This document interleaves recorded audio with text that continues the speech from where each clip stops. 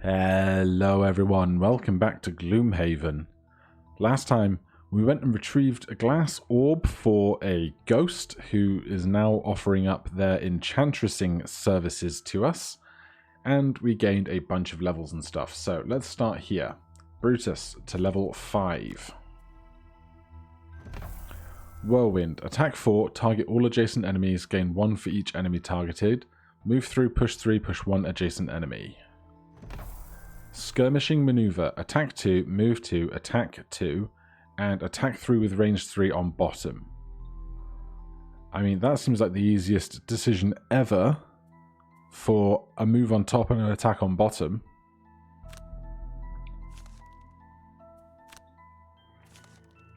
And then if we want Skirmishing Maneuver in the deck, we need to remove something else.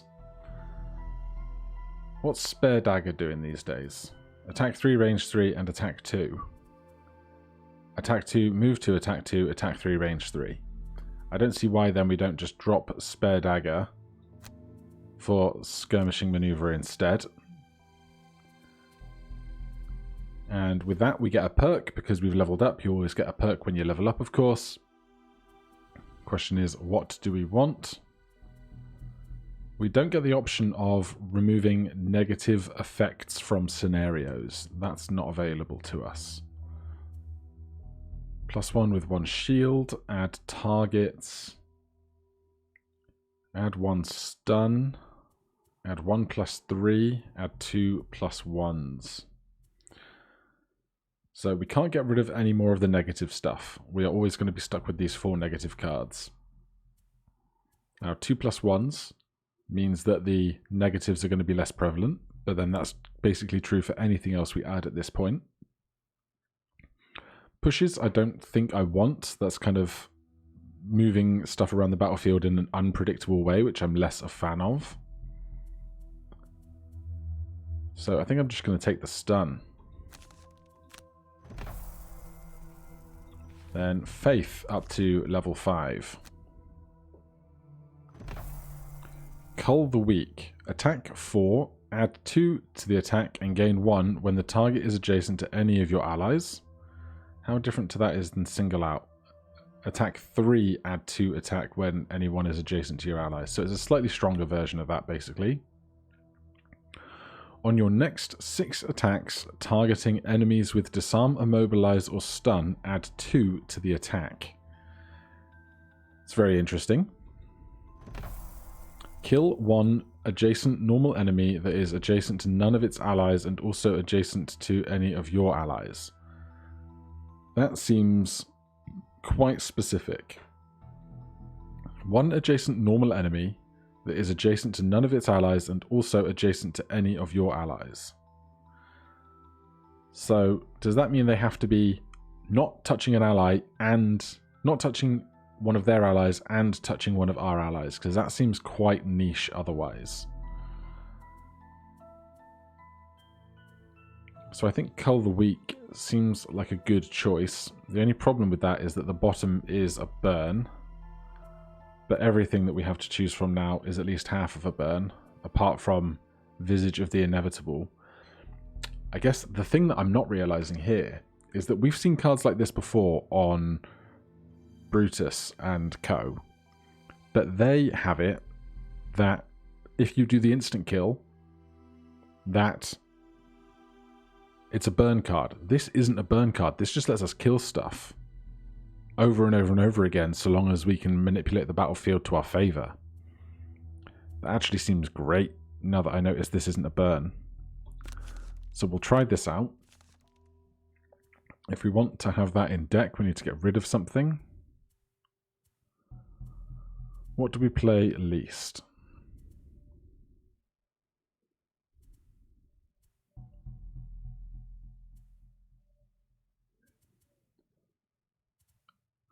I mean, we play a lot of this stuff. Sinister Opportunity is going to be good because of the move 3, force something to move 1, means we can move something out of the way with Sinister Opportunity and then kill it with Visage of the Inevitable.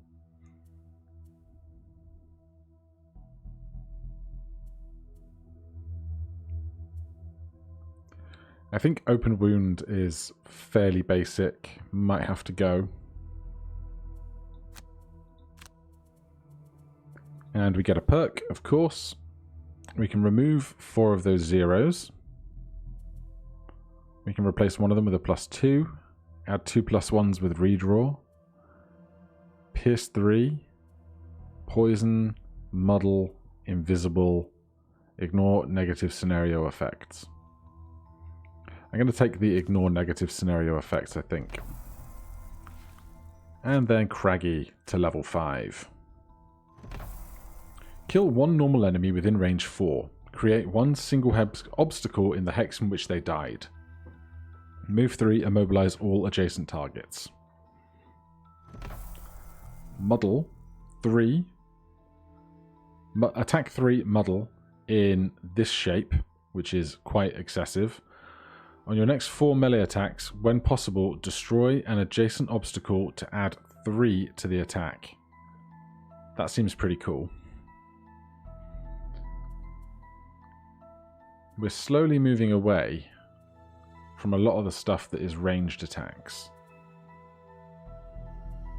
Or at least I feel like we are. Because things like clear the way to move 1 adjacent hex. It is a ranged attack, but it's not like the same, because it's an attack where we have to throw the thing. Rock Slide also has this create 3 single hex obstacles. And then Stone Pummel on your next 4 melee attacks. When possible, destroy an adjacent obstacle to add 3 to the attacks. I think this just sounds more interesting. So we'll take Stone Pummel. Then we have to get rid of something if we want to take it. And honestly, I don't feel like we're using Dirt Tornado very much at all anymore. The problem is Stone Pummel does not have much in the way of movement on it. It's just a standard move 2 on bottom if we don't use it for anything else.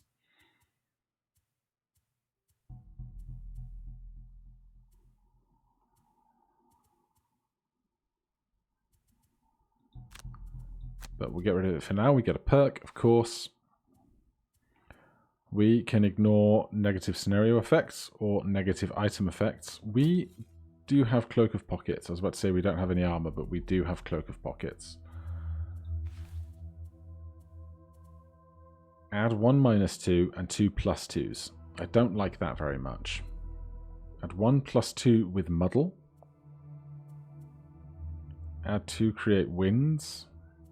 Ignore negative item effects. I think we're just going to take Resilient as well. Ignore negative scenario effects. So that is the leveling. We've got other quests that are available to us, but let's jump back to the Enchantress. So Brutus does not have enough gold for any of this, clearly.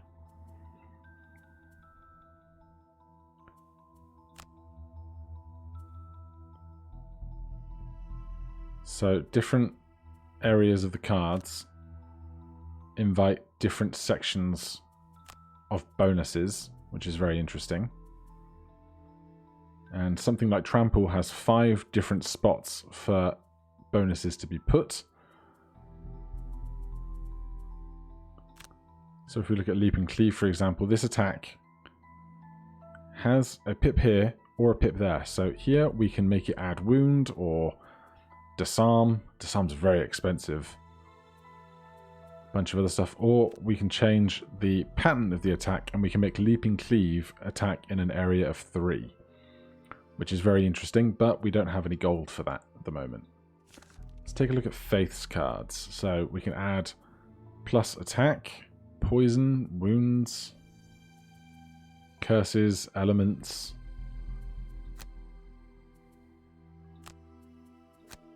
We can increase range.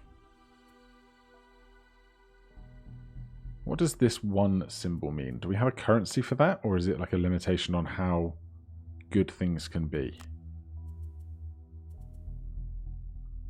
Not sure.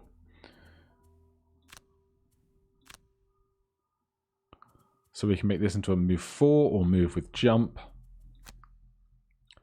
There is basically lots of opportunity here to get really granular about synergies between our skills and our heroes, which is very exciting, just very expensive. So getting more gold might soon be more of a priority for us.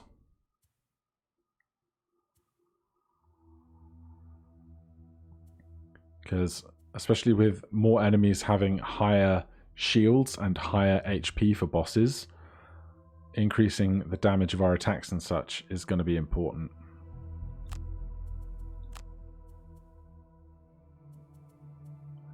But as far as I can tell, oh, 2 enhancement points. Enhancement points.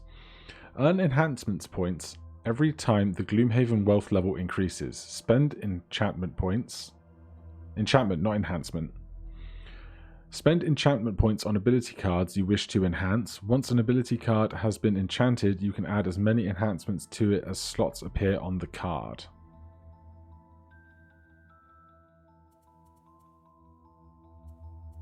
So,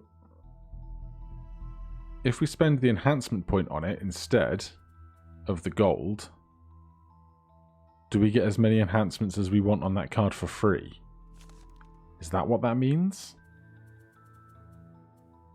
So on something like Trample,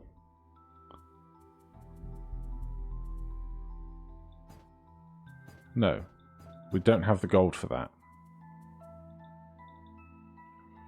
Earn enchantment points every time the Gloomhaven wealth level increases. Spend enchantment points on ability cards you wish to enhance. Once an ability card has been enchanted, you can add as many enchantments to it as appears on the card.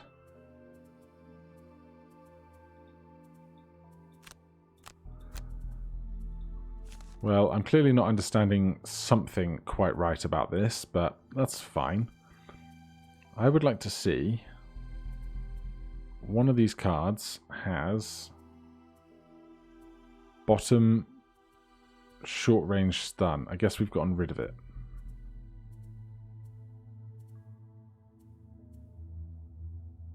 Or I've lost it. There it is. Perverse Edge, attack 1 with stun, plus range 30. So this costs 30. And we now have only 1 enchantment point left. So now we can put as many other things onto this card as we wish for the gold cost, but the enhancement is gone. Okay, and then if we want to get rid of that, can we?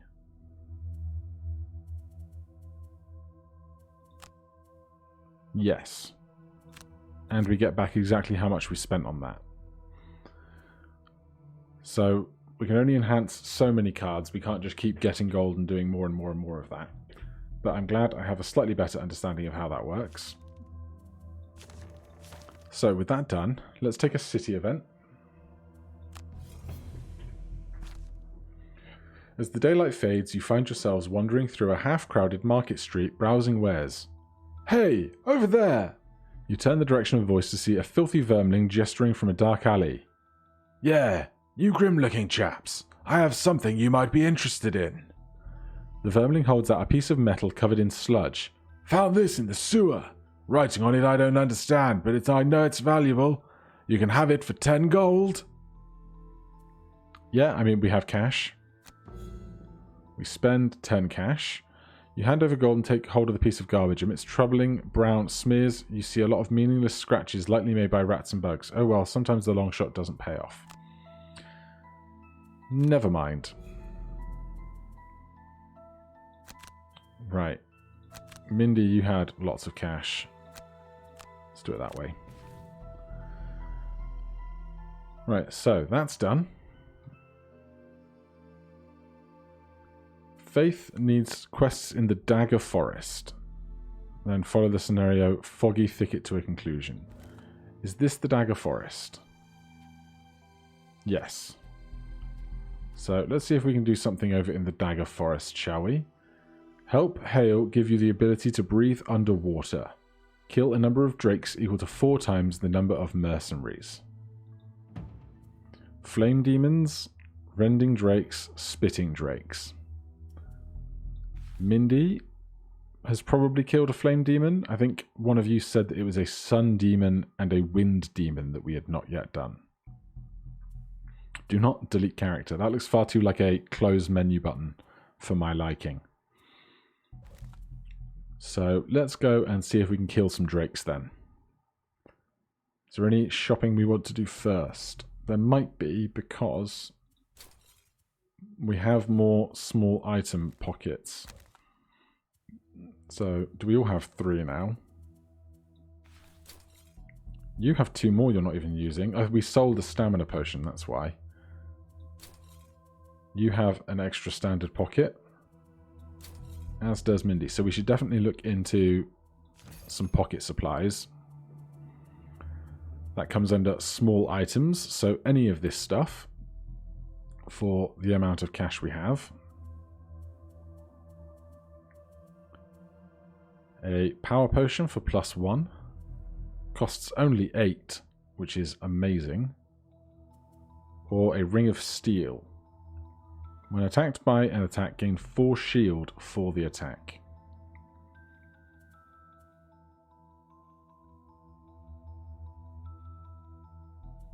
Minor mana potion. A minor mana potion might be good for us if we want to create air for our piercing attack.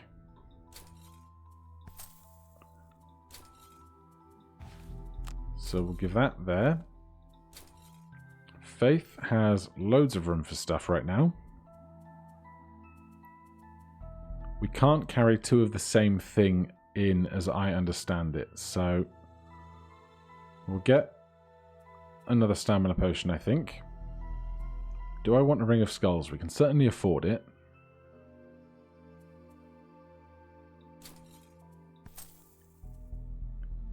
But I think I'm going to go for a steel ring here.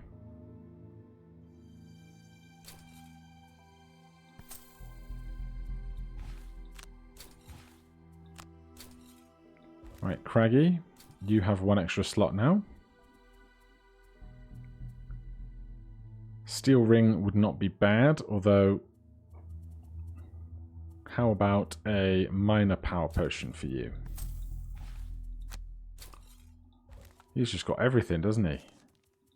And then Mindy, 1 more for you as well.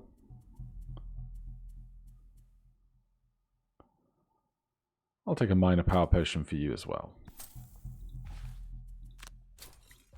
Alright, making use of our slots while we have them. Now, we were going to go kill some drakes, weren't we?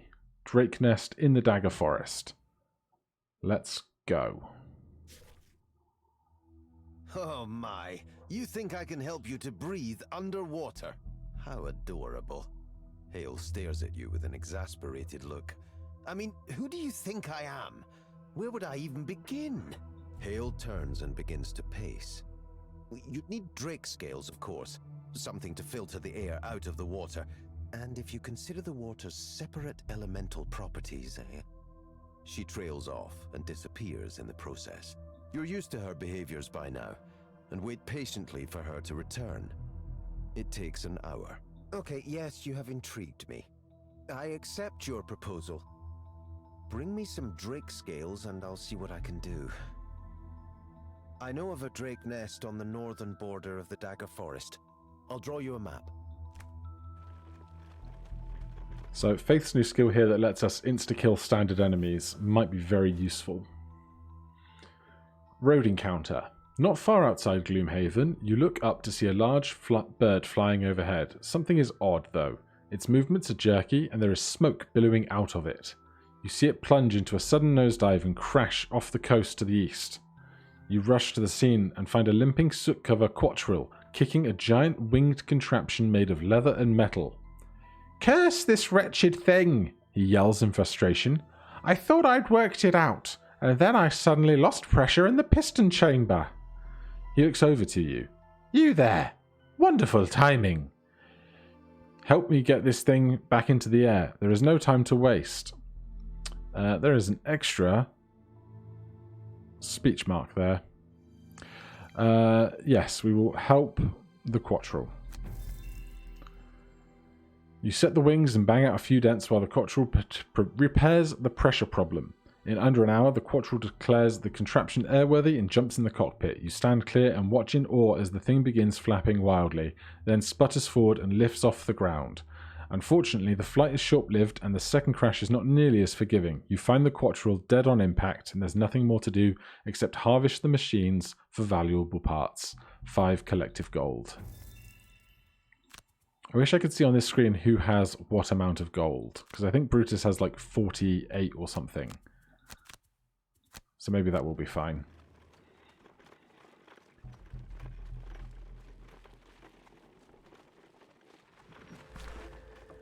The map's not great, but it does get you to the mouth of a cave, and there is a distinct hissing emanating from within. Hale wants you to gather as many scales as you can carry, so it's time to get slaughtering. So, kill a number of drakes of 16, but there will also be flame demons present that are not drakes, obviously. Loot no gold piles, or have 5 or more total cards in hand at the end of the scenario. I think Brutus could go without looting anything for 2 perk points. Faith. Kill a monster during the scenario, causing at least 4 more points of damage to it than necessary. Or never allow your current hit point to drop below half. I think we can kill something, especially if we're invisible and do a big attack round. Have 3 or fewer total cards in hand. Use your equipped items a number of times equal to the level plus 2. Greater to a level, your level plus 2. So that's 5. Well, we have 5 pockets, so that won't be difficult. Cause a trap to be sprung or disarmed on your turn, or kill 5 or more monsters during the scenario. No idea what traps will be like here, so let's go for 5 or more, since it's going to be quite the numerous occasion. Wound causes the character to suffer 1 damage at the start of each of its turns. A heal ability will cure the wound.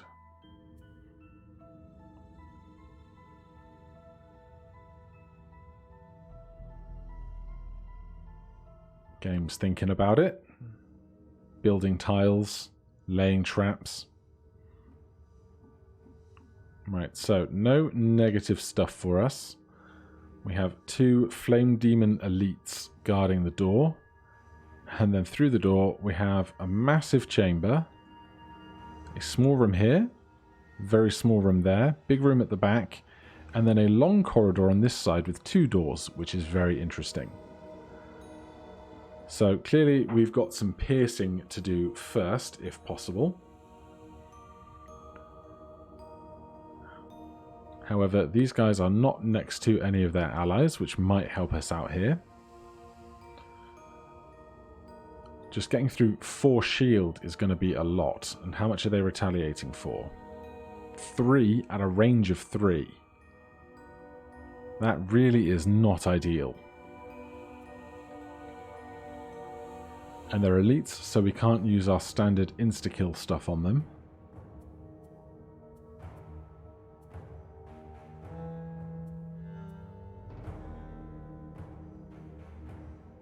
And if we want to avoid the retaliation at a range of 3, we need to attack them from at least a range of 4. Which not many of our attacks will. Swift Bow will. Attack 3 at a range of 4.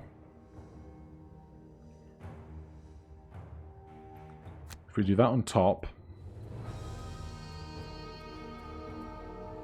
add 2 to all of your attacks this round targeting enemies adjacent to none of their allies. If we do that on bottom with that on top, and we use our piercing bow, we can ignore the shield value entirely and do 3 plus 2 damage. So that will take out one of them for us, and we can do that at a range of 1, 2, 3, 4, because Swiftbow has range 4. That will hopefully kill one of them. Mindy.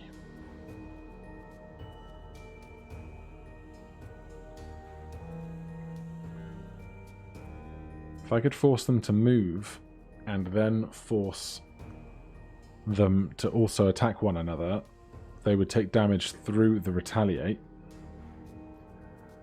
But I don't think I can move them in such a way.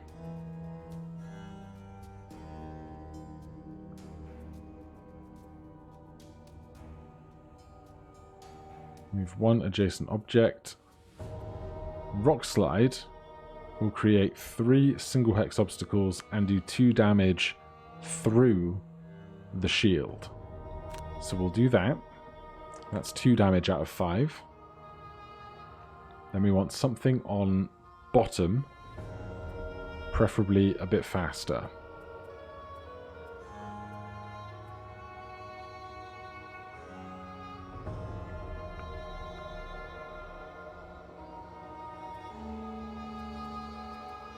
Move 2.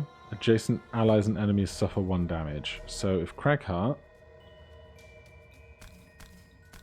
was here, they can move 2, do 1 damage to this guy. That won't induce retaliation.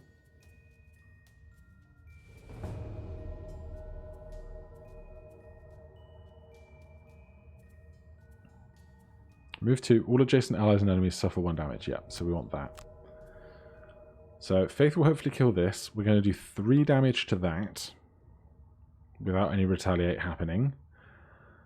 Then we just need to do 2 more, which Brutus can do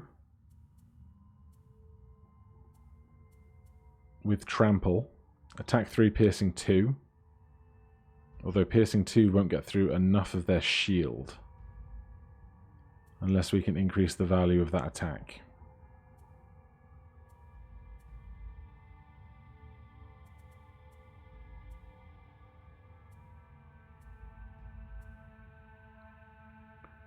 Or we can skewer for 4, piercing 1, which leaves 3 shield, 4 damage, and 3 shield means 1 damage, which also is not ideal. And Mindy, I don't suppose you have any solutions here. Kill 1 normal enemy doesn't help. Attack for negative conditions. Or we can stun it. Attack 2, range 4, and immobilize. I'm not sure if these guys can hurt us at range or not. I would imagine they can. Attack 2, range 4, immobilize. 1, 2, 3, 4. Well, that seems a good start. Especially because a range of 4 means their retaliate won't happen.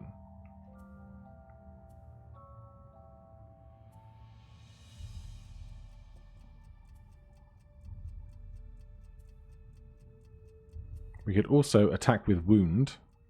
That would cause them to take 1 damage regardless of how much shield they have. So we could scurry, decide not to attack, but then attack on bottom with wound. Maybe that will help, but we'll do that at the end of the order because we want to go after Cragheart throws his stones.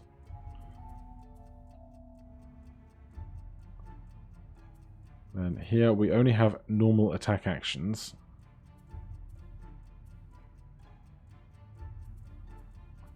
So we'll just have to go with... We don't have any retaliate.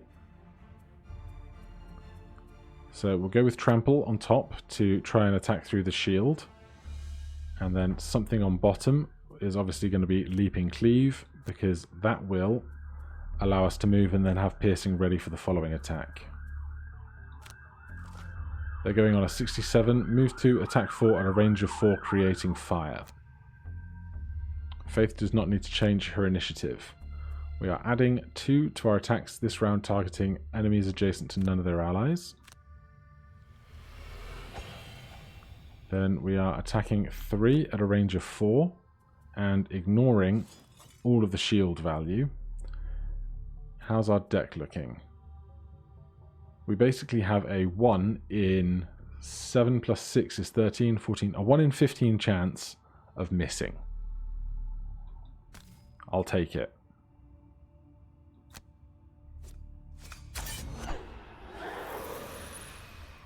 Excellent first turn.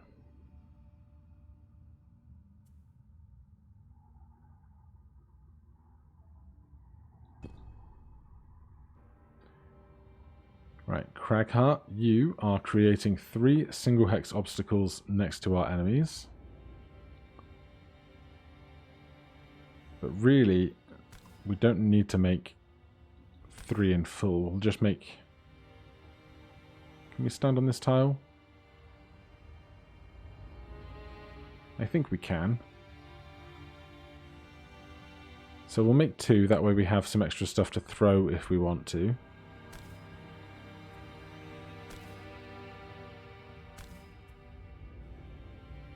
In fact, we'll do it like that so we can stand here and then throw those things. So we'll create those.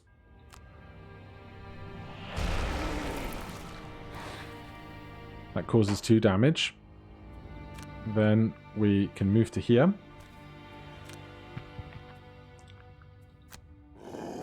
That causes 1 damage, no retaliate. Then we are... Fine, we're going to move to here. With our boots. Then attack 3 with piercing. And we'll do that at advantage to try and draw a +1. Because any +1 here will... kill them, and if we kill them, we don't take the retaliate damage.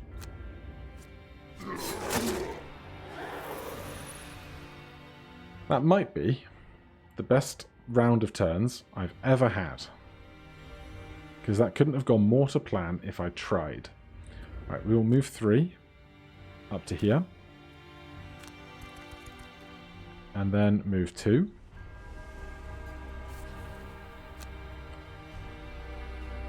Up to there. And that is the round.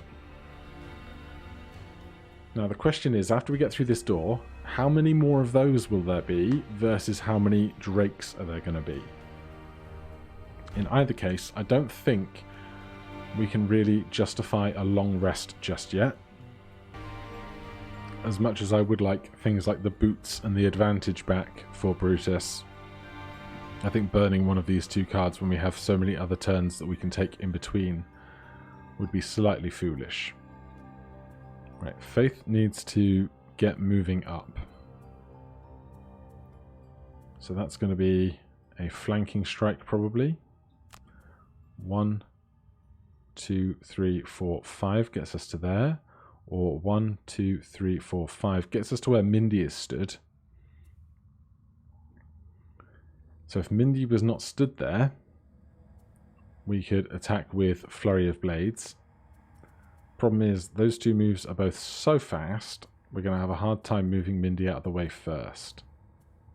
We could do it.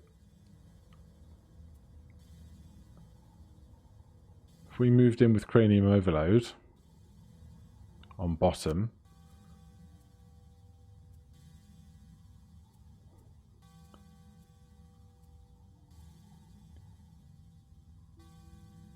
we could Frozen Mind on top. On your melee attacks, consume ice to stun. We don't have any ice in play yet. We'd want to attack with Perverse Edge to do that, or Hostile Takeover.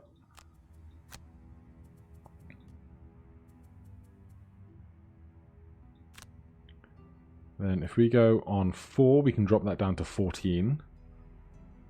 Then that leaves these 2 trying to not stand where Mindy is going to be. We can move like 6 so long as it's in a straight line, right? Nope, we've spent Rock Slide already. Okay.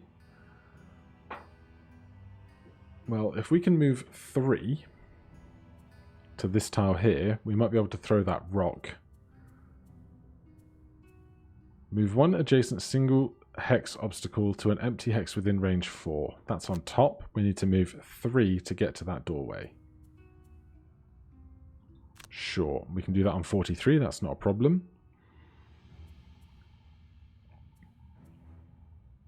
Then we want to move in. We can pierce through something with wind right now.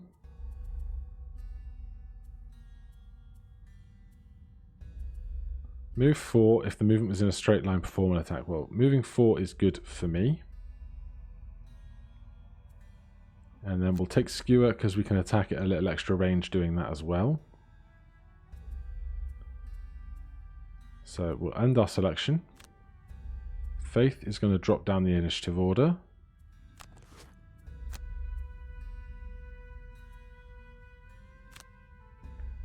Then Mindy is going to step in.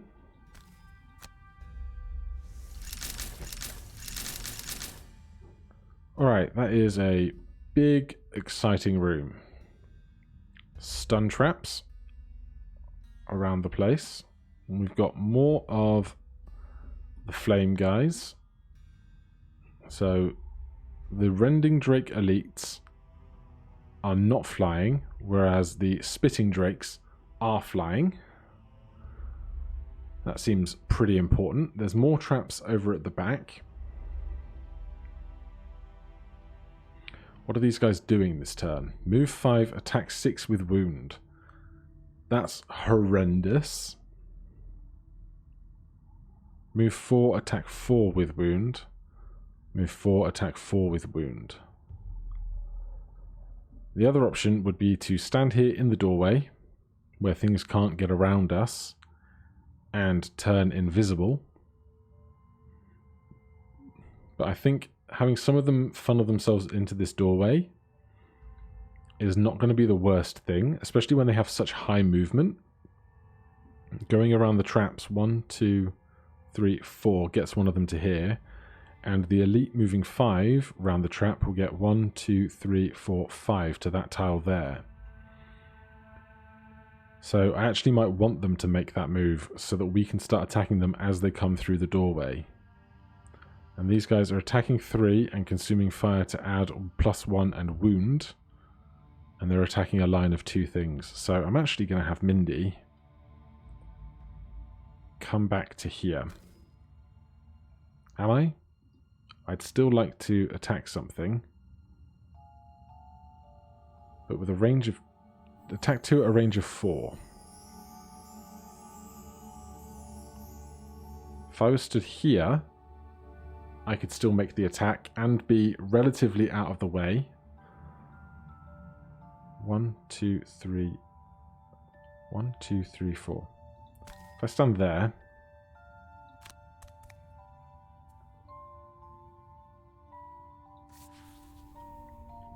take the Cloak of Invisibility.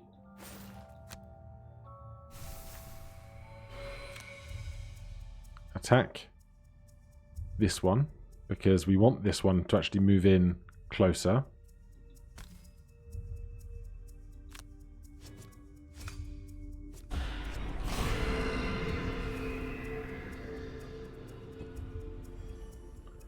Then Faith is up. Attacking at a range of 3, we would need to be stood here to attack all of this stuff, but if we were stood there, we are going to get attacked a whole lot. Question then becomes, I mean, we couldn't even get to there if we wanted to, we can only get to here, right? Movement of 5, 1, 2, 3, 4, 5, then range of 3, 1, 2, 3 is not going to do anything for us. So if that's the case, this one can move 5, 1, 2, 3, 4, 5, gets to there. So we're going to move to here. Skip the rest of our movement and unfortunately skip this attack.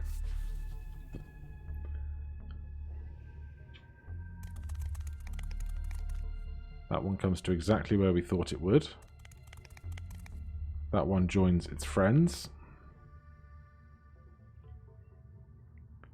Then all the stuff at the back did not take a turn because they can't perceive a path to get to where the rest of everybody else is. Whereas I think this one... No, with Mindy stood there, this one could move through its ally's space, but then so could the rest. Oh, I guess some of them haven't even taken their turns yet.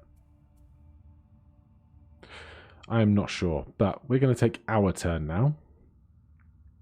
And we are going to attack 3 +1 with piercing. through these two guys, and to do that we need to step over. And we can move 4. If the movement was in a straight line, perform attack X, where X is the amount of hexes you moved. New question, is 1, 2, 3 a straight line?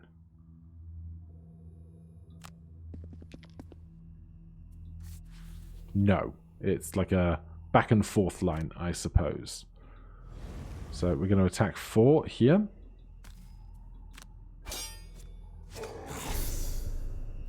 Decent attack, happy with that. Then Craghart wants to move a rock. And there's a tile there that is next to these two folks, so that's good. Which rock do we want to be next to?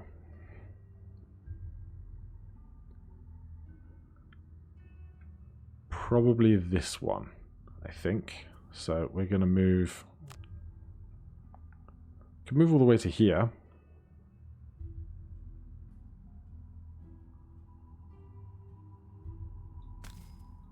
I think being more spread out might be beneficial. So we're going to move this rock to this tile here. That's going to attack for 3 against both of them. I don't think we need to stun, and I don't think we need to add 1 to that attack.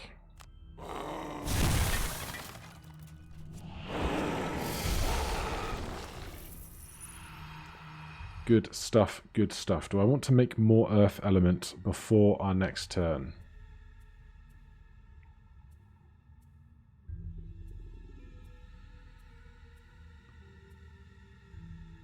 We could immobilize stuff, but they're already next to a bunch of us. So I think not. Then the flame demons are up. They too didn't seem to want to do anything that round, which is fine by me. So that's 1 of 16 done. Brutus already failed his thing for picking up chests and stuff, but that's absolutely fine. I'm not too mad about it.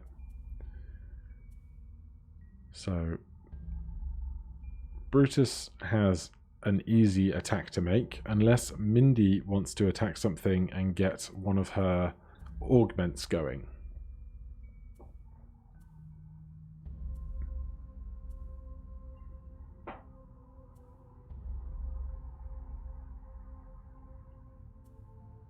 We need more ice creating stuff, don't we?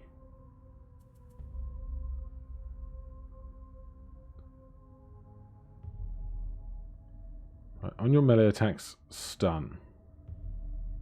If we consume ice. Or on your melee attacks, heal 2 at a range of 2. I think I'm going to take that as a priority, because we're going to be here defending this doorway quite a lot. So if that's on top, something on bottom. Range 2 is not going to work out unless we go late and let stuff come and join the party. Force 1 enemy within range 5 to perform move 2. Yes, because we can force this guy into the stun trap and they will not get a turn. So that's Mindy going very late. Brutus needs to kill this thing. And to do that we would like to go early. And so I will go with skirmishing maneuver on top. No, I won't. I'm going to go with warding strength on bottom here.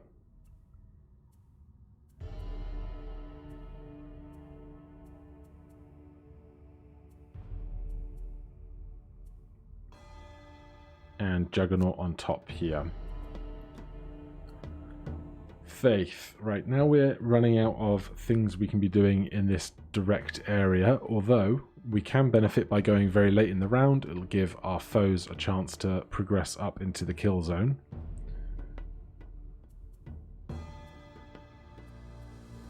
Kill 1 adjacent normal enemy. Well, once these guys get closer, that's definitely going to be something we want to do. And that's on top, so we could move in and kill something quite easily, provided we leave an empty tile to stand on. For now,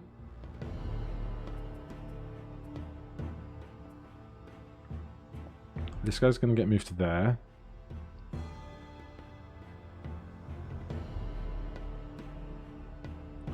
I don't have many great options. We could get single out going on bottom.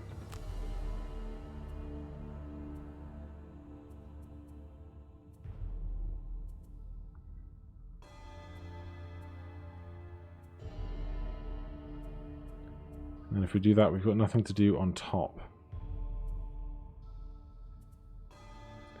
But it's not like we're going to get any attack going on top at all this turn anyway, so fine. Then Cragheart.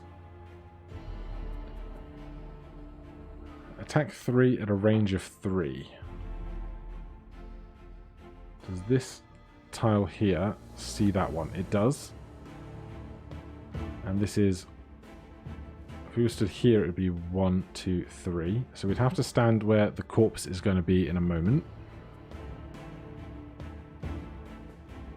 Attack 3 at a range of 3. All allies and enemies adjacent to the target suffer 1 damage. So we can take any move 2.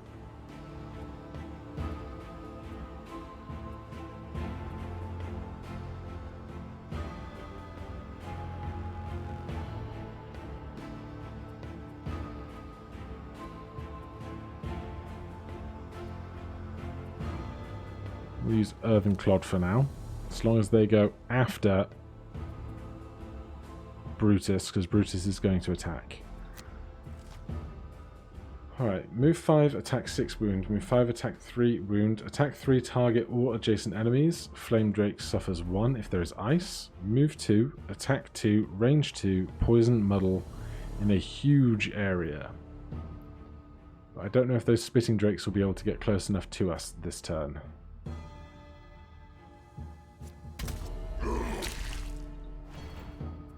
If we do this, not only will we take less damage, but I think they will die, won't they?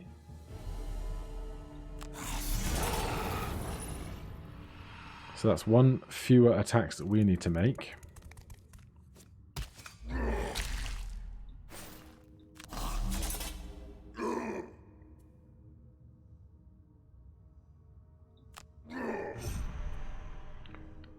So we need to do 3 damage here. I was going to Juggernaut to attack, but I think attacking for 3 seems totally reasonable.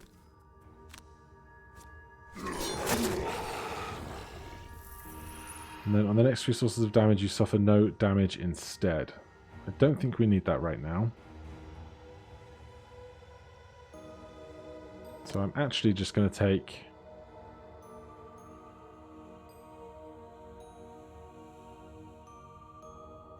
Am I going to step back? The Flying Drakes aren't attacking us this turn. These guys aren't attacking us this turn. We don't need to move back.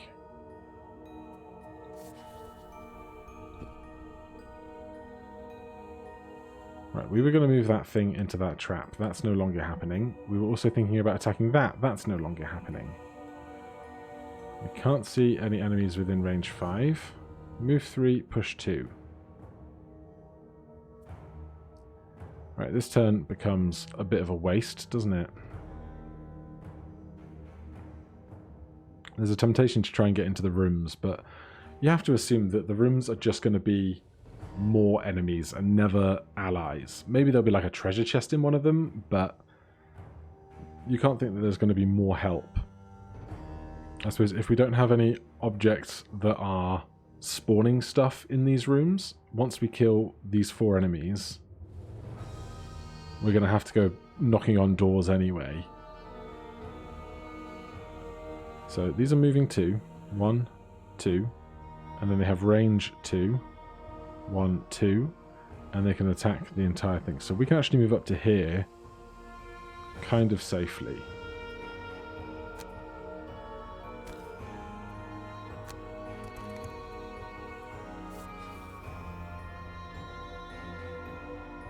Do I want this going? No. So we'll skip this attack. That Flame Demon takes 1 damage because there was ice to be absorbed, which is great. Right, I think we are going to end up pushing into this room a bit more.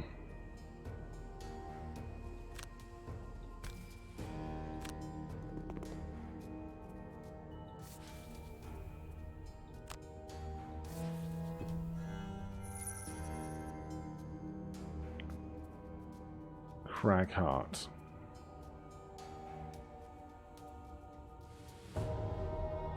I would love for you to heal Brutus's wound. But I would also love to just attack stuff with a range of 5. 1, 2, 3, 4, 5. I don't know if I stand here, whether I can grab this rock next turn.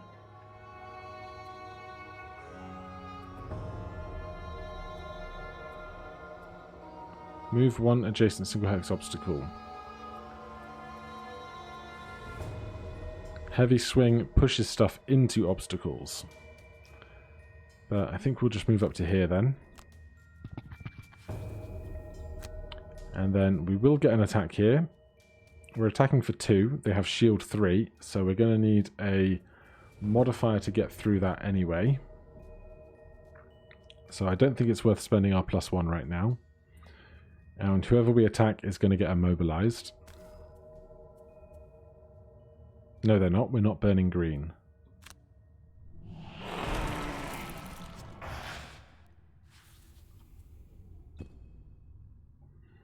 And the Spitting Drakes are moving.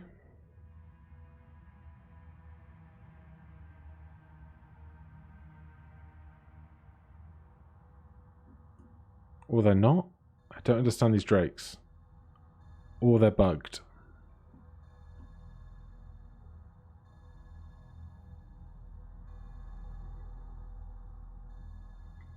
Spitting Drake 3's turn.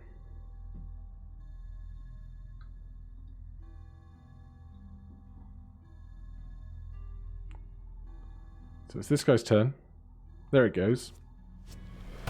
Oh, we are in range. Ever so just.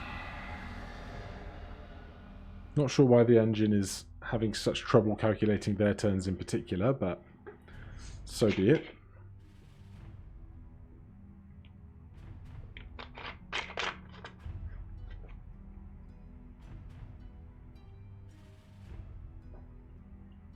So if they're moving 2, a range of 2.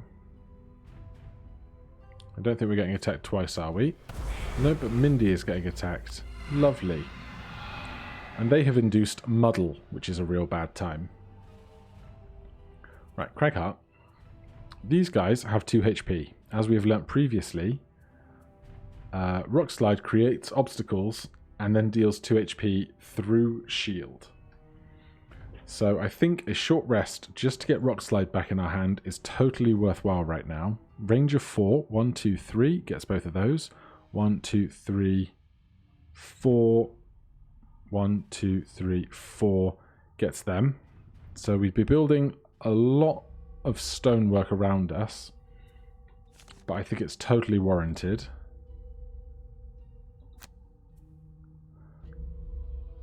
Lose rumbling advance. Sure. So Rock Slide create 3 things. That's on top. We need something on bottom.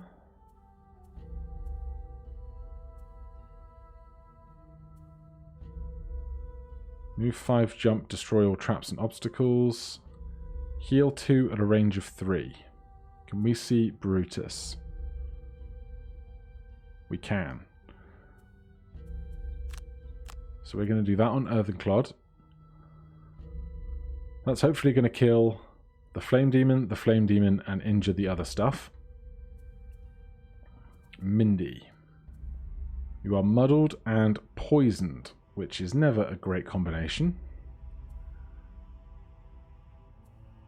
But we could have a Flying Drake attack one of the others for 2 retaliate. That would be nice. Force 1 enemy within range 5 to perform attack 2. 1, 2, 3, 4. Absolutely. That's on bottom. Something on top. Just all of our basic attacks, unfortunately. We'll do that fast.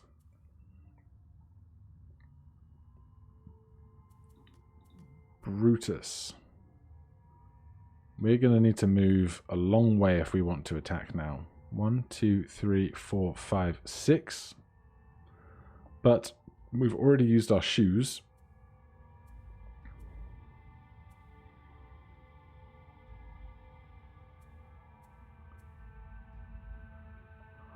So we don't have any great options, unfortunately. Move 3 on bottom, push 1. 1, 2, 3. Then we could move 2. But we're still not going to be able to attack anything unless they all move closer to us, which could happen. So we'll play Sweeping Blow, Skirmishing Maneuver as late as we can. There's an off chance that they'll come close enough that we can attack them with the attack range 3 on bottom as well. And then Faith. Kill 1 normal enemy that is adjacent to none of its allies and also to any of your allies. So that's not going to kick in this turn, I don't think. Pull 2, a range of 3. Attack 3, move 2, poison all enemies. We still have our eagle-eye goggles. But I don't think any of this particular is going to do huge work for us.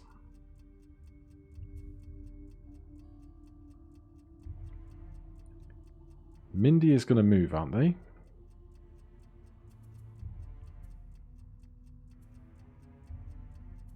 No. Mindy is not going to move. Neither is Cragheart.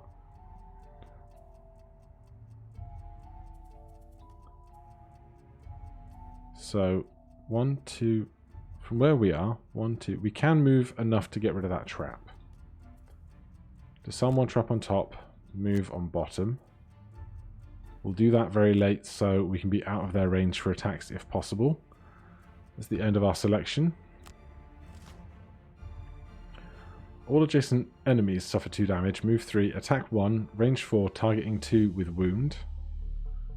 Move 4, attack 3. It's a great shame that Cragheart is not going before them. That's going to impact things quite considerably. But we are going to force this thing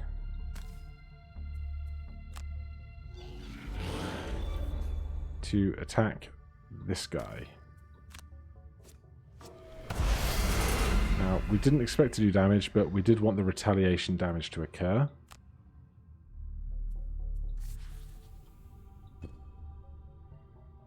Now, how much is this going to hurt?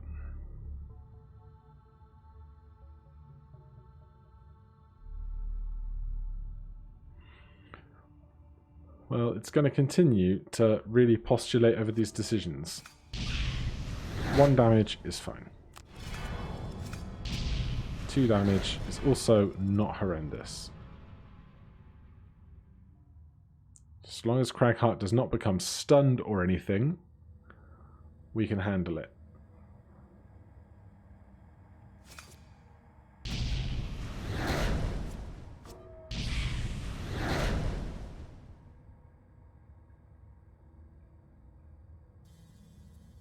Move 4, attack 3 at a range of 4 with muddle. Well, most of us already muddled already. There's a lot of negative effects occurring in these attacks now.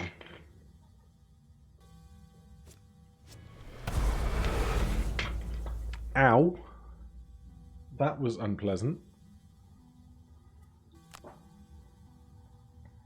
Don't do that again, please. I'd very much like to that not happen again.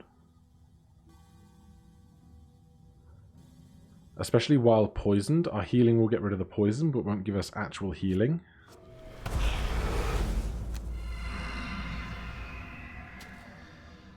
Alright, Cragheart is up. We are wounded. We take 1 damage. We are going to create 3 single hex obstacles in a manner that's going to kill a bunch of stuff. So that's going to kill you. But that will hit the two of you anyway. Or we can just make one there. Kill you, hurt you, and keep more pathways open. If we do this, we block ourselves off of this 3 line, but we do also hurt them. So, confirm action.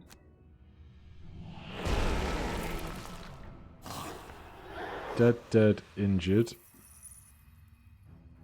You're not injured, apparently? Oh, no, you were... No, they were injured. Then we are going to heal. This heals poison. This heals poison. This heals wound. I'm going to heal the wound first.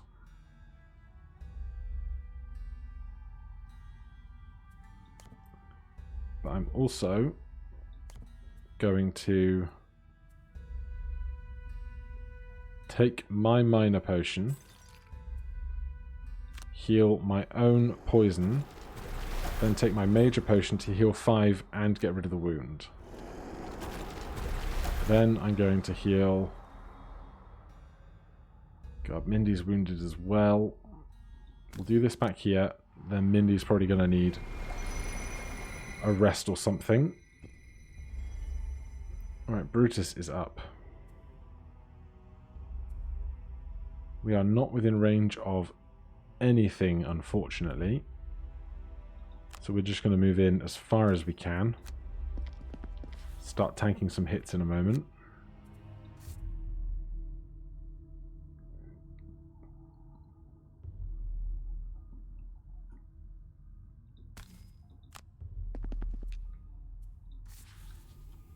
We don't need to heal ourselves. And Faith is going to move 2 to there. Skip the poisoning ability. Disarm this trap for 2 XP.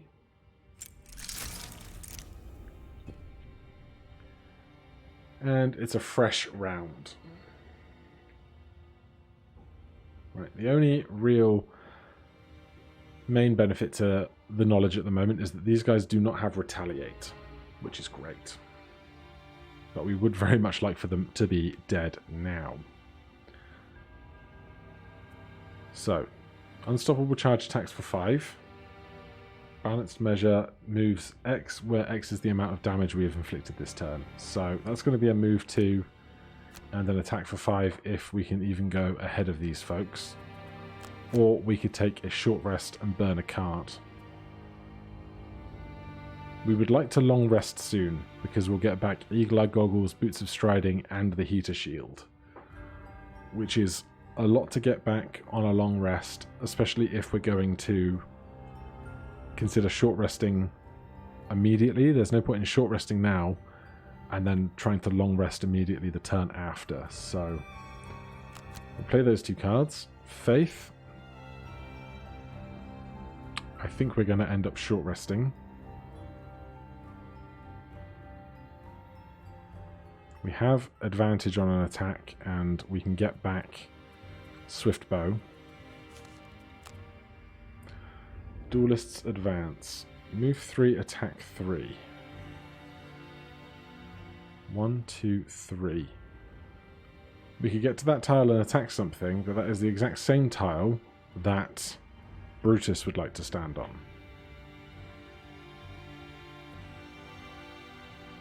So we'll burn that.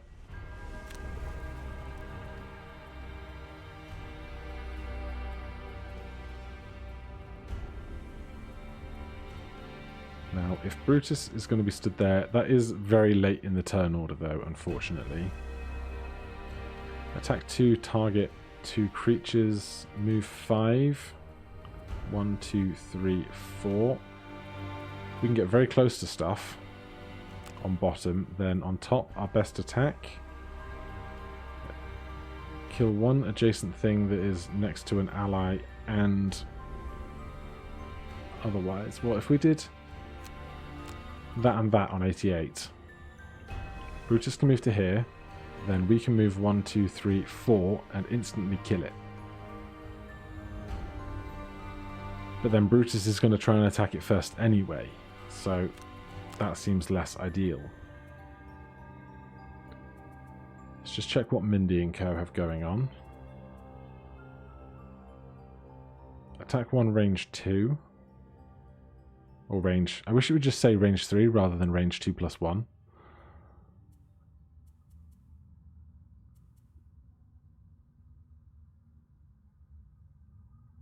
We would need to short rest to get Scurry back in order to Perverse Edge well. Cloak of Invisibility doesn't refresh. Heater Shield does.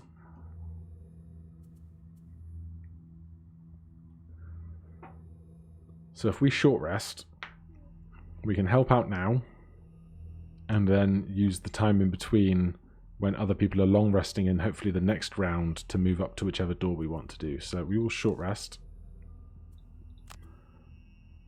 Burn this because it's not Scurry.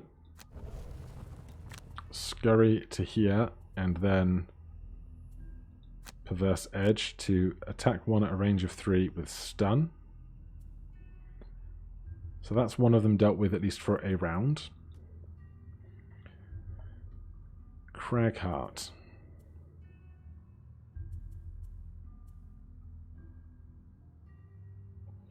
Move 1 adjacent single hex obstacle and attack with it. That's on top, so we need to move at least 2 on bottom. And then Scoundrels back. So we have lots of ways of killing a lot of things here at the moment. This one's going to be stunned. This one's going to be hurt a lot. So I think we go Flurry of Blades on top.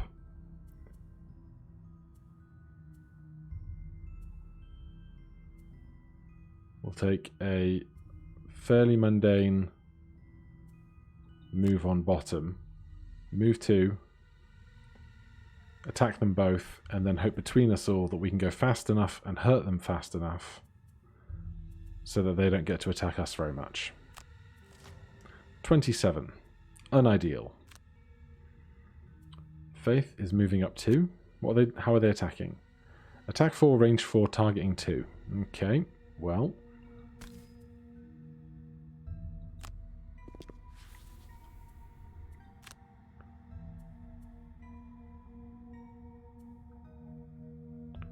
In that case, let's put +1 into the attack and advantage. Attacking the 2 of them. Dead.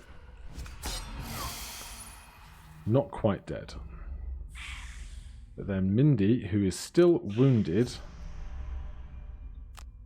can move to here. Skip the attack. Attack 1 at a range of 2 with stun. Hit them here. They die as well. Now the rest of us can worry about moving, healing, and any other good stuff. Right, let's try this tiny room here for starters. So I'm going to move to this tile here because this tile is next to a rock. And move 1 adjacent single hell obstacle. Well, that was what I was going to think about doing next turn, but sure. We get some gold though. Then Brutus. We want to be going in that direction. Move 4 with stun, move X where it's the amount of damage we've done, so we can only move 2. And the attack is inconsequential. Now we have a round where we can long rest here quite comfortably. Mindy needs to heal desperately. Because if we take another couple of turns with the wound, we're going to have real problems. Unfortunately, Earthen Clod is already out of our deck. We have to attack in order to heal with that one.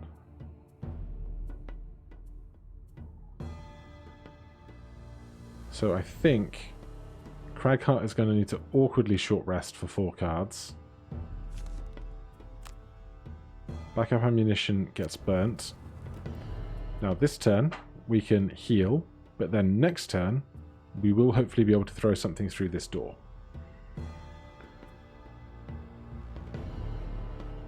Move 2, heal 1 all adjacent allies.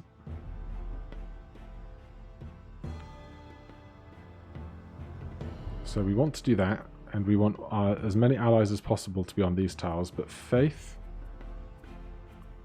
I don't think we're going to long rest here. Maybe after the next room, perhaps. So if Cragheart is going to move to here and back again, so he's next to this rock, and Mindy, we would like Faith to be stood here, probably. So that's at least a move 3.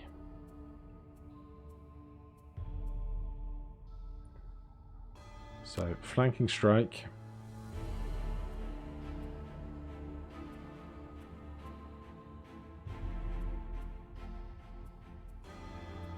Because we don't have our move on top card at the moment. So if we're moving on bottom, we actually don't need the healing. So if we move to here, we can eliminate this trap, get another 2 XP. Is there a slower move 3 that we might use? Yes. Then we are going to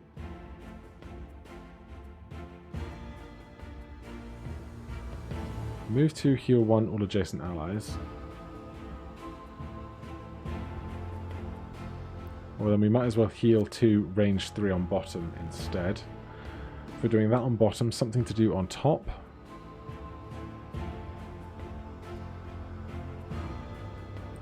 No, annoyingly.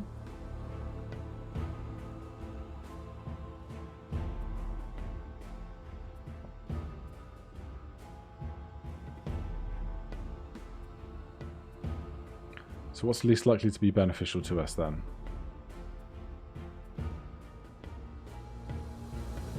Massive boulder.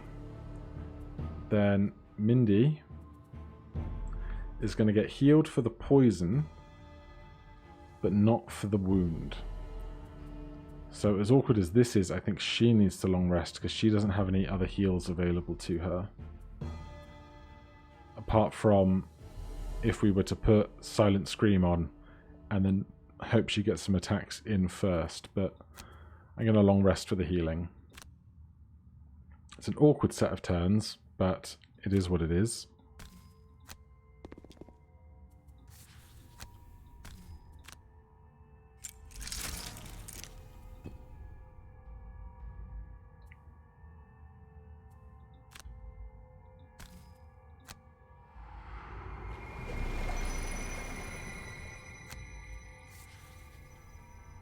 Do we want green energy up this turn? No, we're going to create green energy next time, probably. Where is throw something? Move 1 adjacent thing. Consume green energy to +1 attack. Okay, we will put Earth up. Brute is long resting. Burning a card. Goodbye, Balanced Measure. I never really play Balanced Measure to its full effect. Mindy is long resting. We're going to get 2 health back, and we weren't stunned. We weren't wounded for some reason. We're going to get rid of Perverse Edge. Unfortunately, Scurry is just too valuable for us in movement.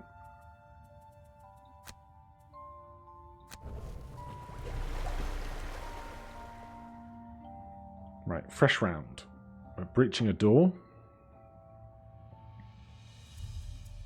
Faith, probably do that very early. Move 5 on bottom. Swift bow on top. We can then move in and out with sight lines where possible. 1, 2.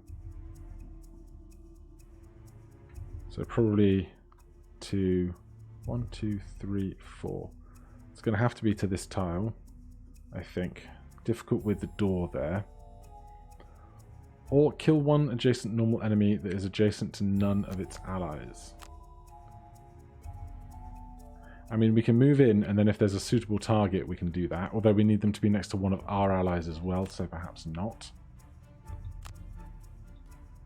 We are going to throw a rock.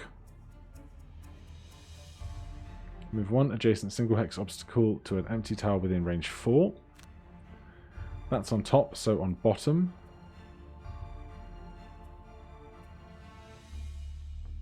Add one to all our attacks this round, why not? Mindy, get Silent Scream going on top. We need a move on bottom if we are going to do anything else. So that's going to be Cranium Overload. Then Brutus. Door's getting opened, you're throwing something in. We can take a late turn. We have our boots back. Perform a move 4. 1, 2, 3, 4. Gets us barely in the door, although if we're here, we're hitting 4 of the tiles that are in that room. Perform move 4 on bottom.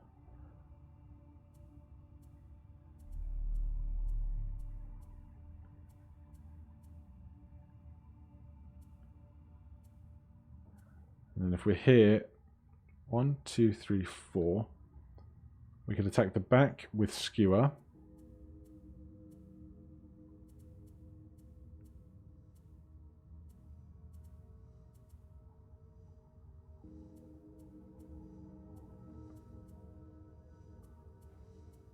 Yeah, that gives us more options. I would love to go after Cragheart though.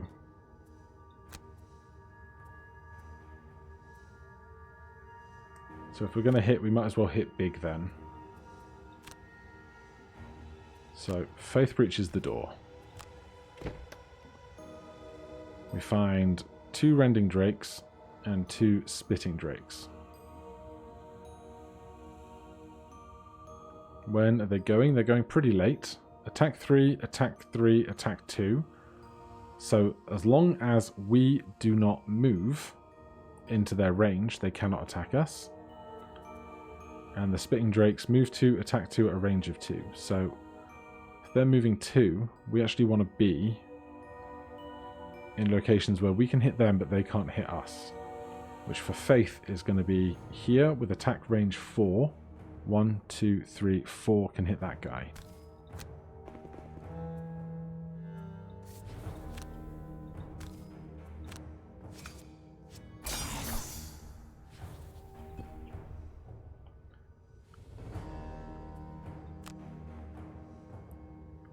Right, we're going to move 4.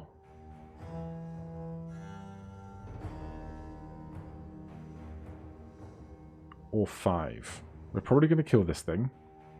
This one can't move to us. But where is Cragheart going to throw something? Move 1 adjacent obstacle within range 4. So if he throws this, 1,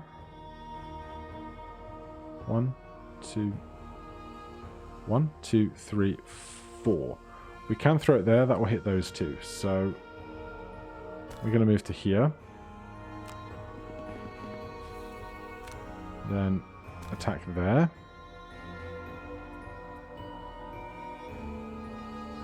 I'm going to trust myself not to draw one of the 4 negative cards.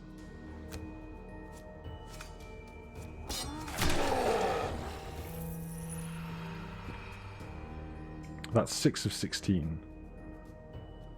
Right, so we are going to add 1 to our attack rolls.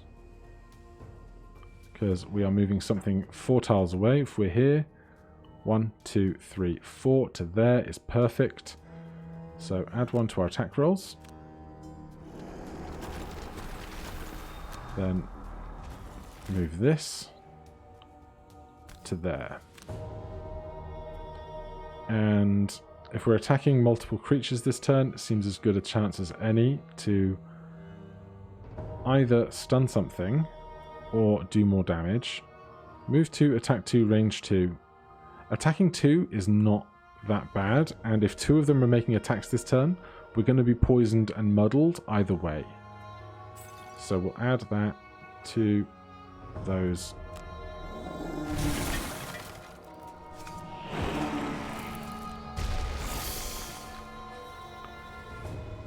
Decent turn. That one can't attack us because it's not in range. So, Mindy. We can move 5 and then attack this guy, and they will probably die. We will take 2 attacks if we do that, though. And that would probably cause us to need to burn a lot of cards. Or we could kill one normal enemy within range 4. This is a normal enemy. Can we get that far? Move 3. 1, 2, 3. 1, 2, 3, 4. That seems like a great turn. So we're going to move to here.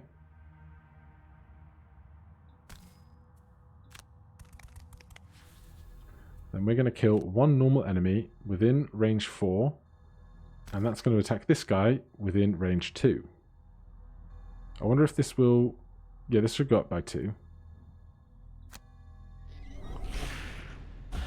So we attack for 8.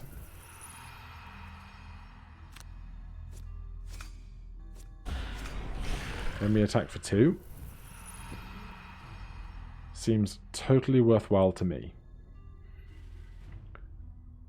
So now Brutus can kill this last straggler while everyone else proceeds up towards the next door, I think. Unless anybody else can kill it at range, providing Brutus a chance to relieve. Because 2 HP is not a lot to deal with here.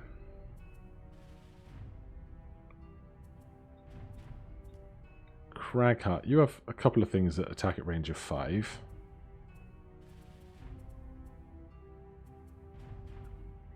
Not any of these ones, though. Attack 3 at a range of 3. 1, 2, 3. That's 4 away. Mindy. Hostile takeover. Attack 2 at a range of 4 and immobilize. So even if we don't kill it, if we miss, we'll have time to regroup because everybody else can move away, and if it's immobilized, it won't be able to move towards us to attack us. So we'll do that on 9 on top, and then a move away on bottom. It's going to be a standard move on a fearsome blade. Brutus, you're getting out of there.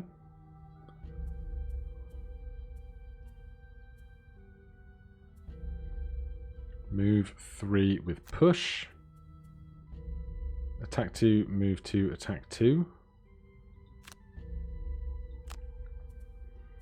Cragheart, I want you to try and move up to this tile, which is next to this 1 tile obstacle. So that's going to be a move 3, if possible. It's not really possible. We could do a move 2 and heal 1 to a bunch of people. If we do that very late, then we've got nothing to do on top. Apart from just create more stuff, but that does not seem ideal.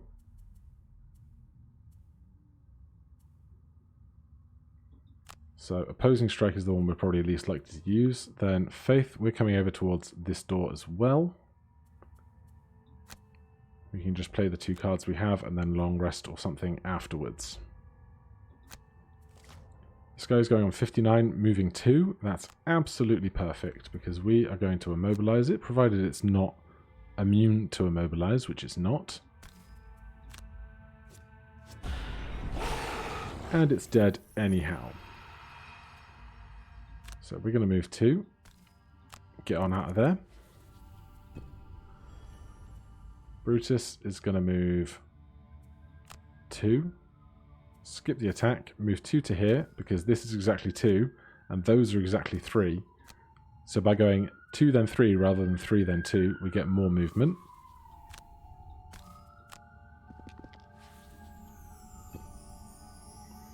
Cragheart, move 2, heal 1 to all adjacent allies.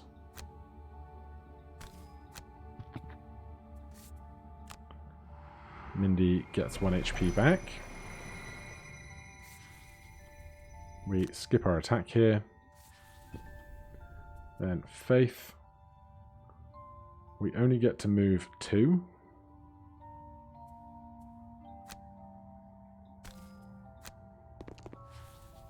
We skip our attack.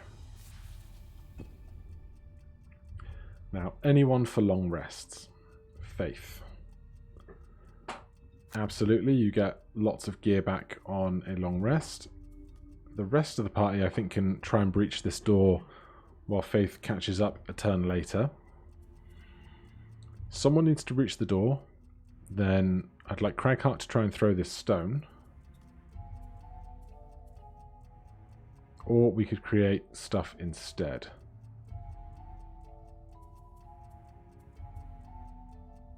So if Brutus goes earliest,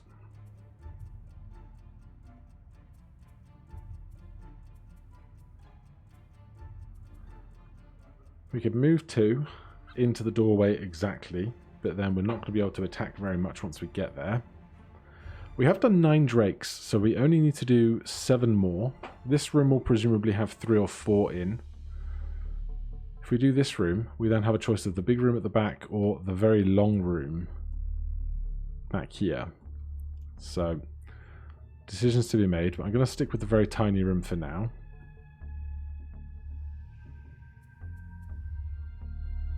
Trample. Move 4, jump, attack, attack for 2. But we have boots and we have advantage. So that could be 1, 2, 3, 4, 5, 6.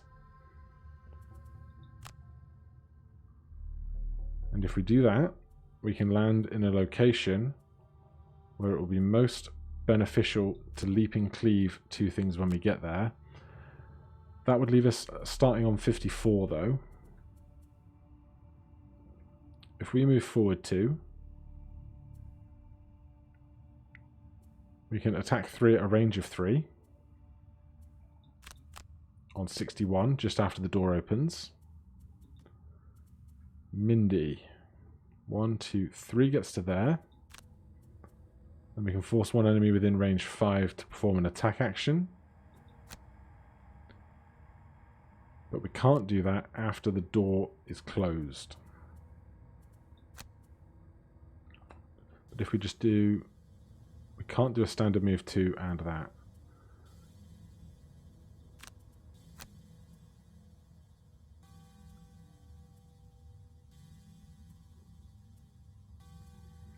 That's a great shame. We can jump over this rock though. 1, 2, 3. Mindy could open the door.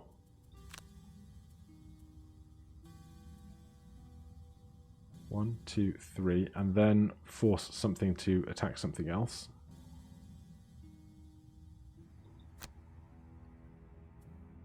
Then we trample and leaping cleave. Then 1, 2, 3, you're going into the room. You can move 2 and crater, and that leaves Faith to long rest. Hopefully this doesn't cause us too much pain when we get where we're going, but we'll see. So this is pretty much what we expected. Move 2, attack 3 at a range of 3, targeting 2. That's the rending drakes. The spitting drakes attack 2, range 4, stun and muddle. Attack 2 at a range of 4. If we skip our attack, we can step back and not be in range for that stun.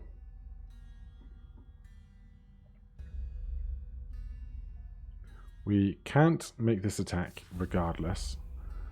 So now we can force one enemy to attack another one, or we can take a move action to step back, because this tile is definitely in range of those 2. Attack 2, range 4. 1, 2, 3. 1, 2, 3, 4. So they could both attack for 2 and stun and muddle. Then these guys are moving 2, attacking 3 at a range of 3, targeting 2. So that's actually far more earlier a problem for us. Because they're both going to try and attack Mindy. Move 2. Gets 1, 2. They wouldn't be able to actually attack us. So we're going to move back to here.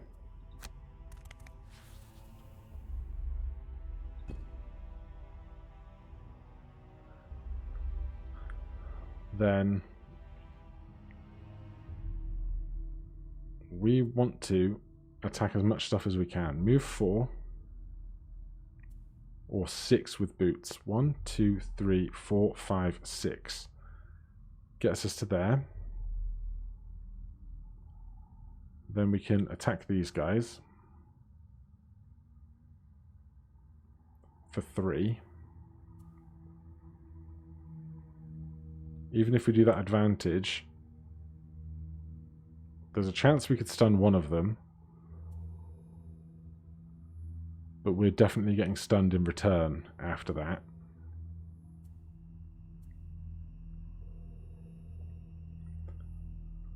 But we have a lot of health. But if we were stood here, if these guys don't die, then we're going to take 4 attacks, almost guaranteed. Cragheart, what are you doing? Attack 3 at a range of 3, or create 3 single hex obstacles in empty hexes within range 4. 1, 2, 3, 4. You can do that. You're doing that before the Spitting Drakes go.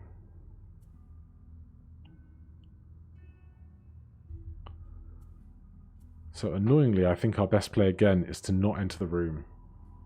As excited about that as I was, we don't want to be on any of these tiles. So we're going to move over a little. Skip our attack action. Do we still have our piercing card in our deck? We do. But I think I want to save that for this room if there's any more of the guys with triple shield.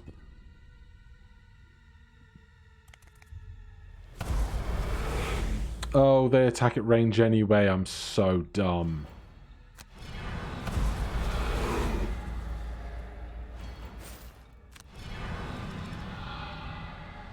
So what I've learned is that I should have just been in there attacking, because now we're getting attacked just as much anyway.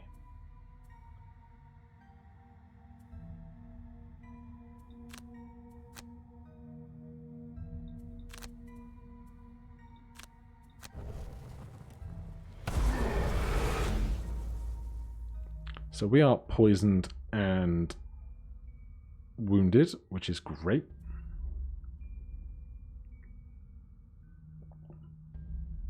So we can attack 3 at a range of 3, or we can create 3 single hex obstacles, but we can't do it in this room, right now at least. Is this tile in range of those guys? No, but they're going to move attack 2, range 2. So 1, 2, 3, 4. They can't see this tile, so we can move 2 to here, then create 1 there and 1 here. That will hit both of those, or all 4 of those targets.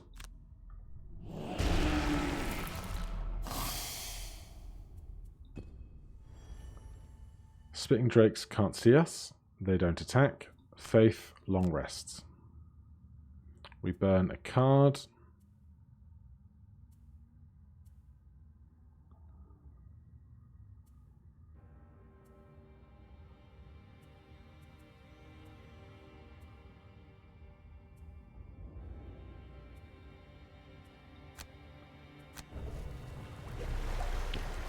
End our turn, fresh round. So after these 4 die, we'll be up to 13. Then we just need to kill 3 more in any room.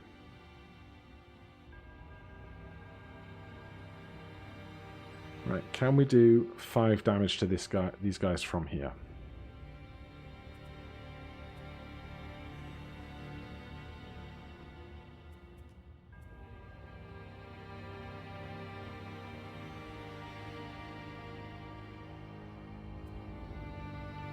going to be a short rest for Craghart. I'm going to burn Opposing Strike because the Retaliate's not going to be that good for us because a lot of this stuff is ranged attacks anyway that we're facing at the moment. Backup ammunition is already gone. Massive Boulder will attack for 3 and do 1 peripheral damage. We could Rock Slide again. We can't put one here, but we could put one there and there attacking these two. Because we can't block off areas of the map. Or we could attack 3, push 1, and push one of them into the stone behind them. I think. We'd have to step in to do that though, and then we'd be at risk of the Spitting Drakes.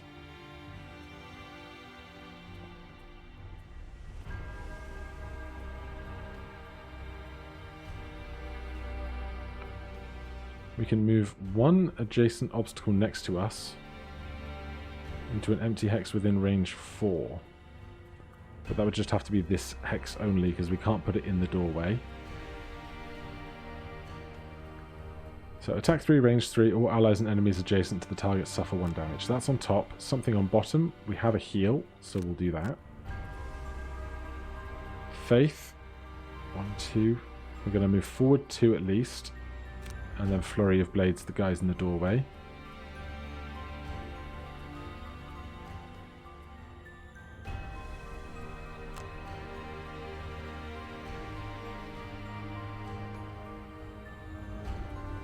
These tiny rooms have not been good for Visage of the Inevitable, but hopefully we can make it work in larger spaces. So we only need to move 2, so that'll work. Brutus. We could step up 1 and attack across with Skewer.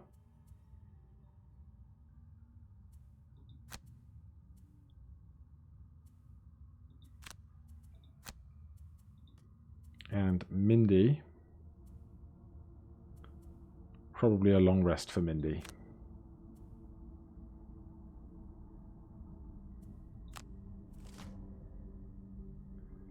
Attack 3 wound, attack 3 wound, attack 2 wound. But they're not moving. Move 2, attack 2 at a range of 2. And they're going very late, so that's going to be rough. So Faith is moving to here. Then attacking these two. Don't think we need to do it at an advantage, seeing as we have several attacks still to come.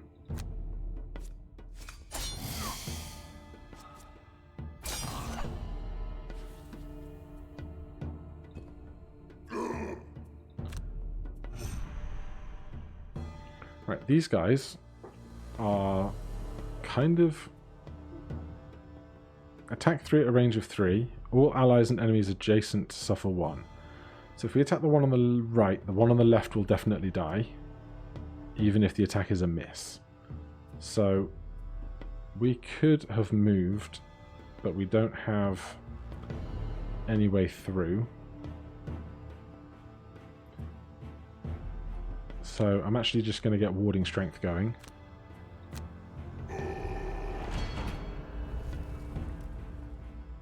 And skip this attack action.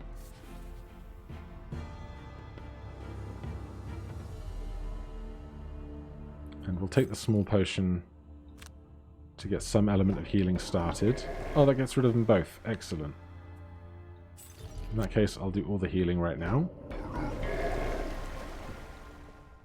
Now, Craghart, we're attacking 3 at a range of 3 onto this guy.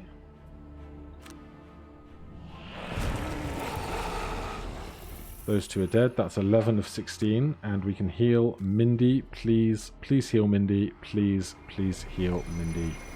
Thank you. Now, these spitting guys are going to be a problem with the way we are all conglomerated at the moment.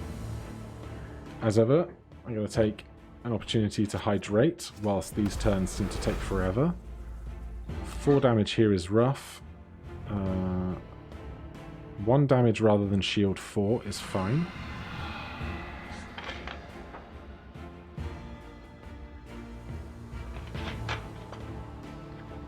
Come on, other dude, what are you going to do? I'm just going to hit everybody. That's fine. Cragheart, you're not wounded, so we can take 3 damage. Faith, we can defend 4 damage on that one. We can reduce that one by 1. And we have to burn 1 available card to not die. Here is Mindy.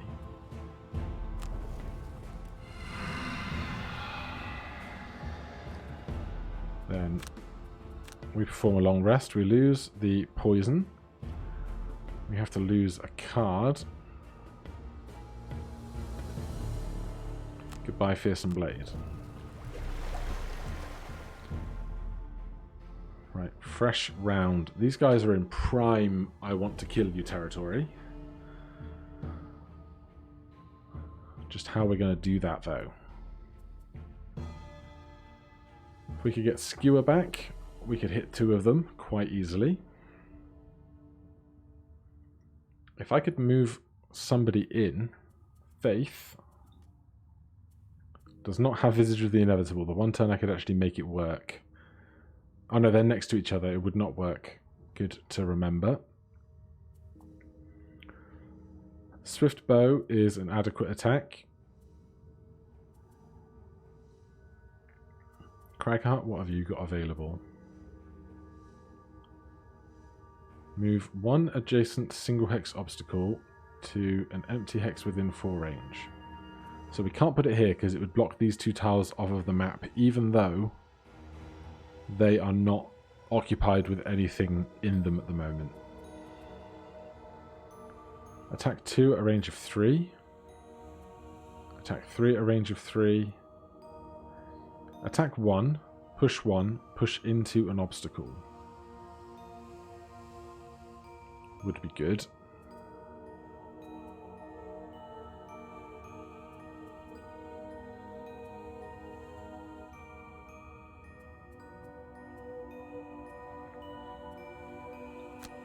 So we need to move in a tile to do that.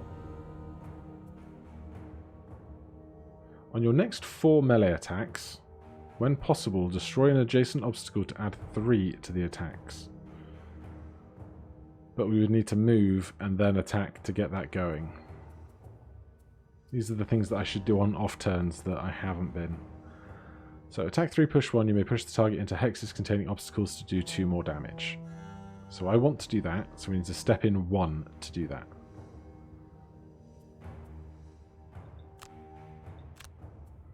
So we're stepping here, pushing them. So Brutus, can you move 1, 2, 3 tiles after 32?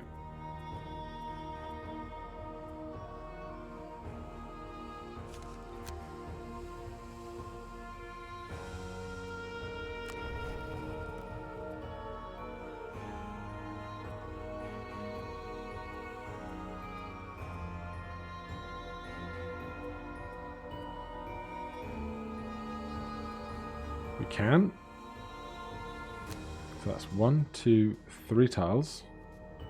And then we want to attack anything in a strong manner. Honestly, I want to go faster. Move to attack 2. Attack, move to attack 2. 1, 2, 3. Then that. Man, it's so close to the 32. This is the attack we want, so we could go on a 43 instead.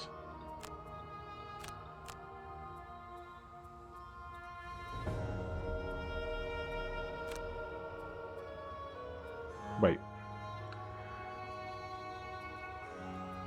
I've confused how counting works.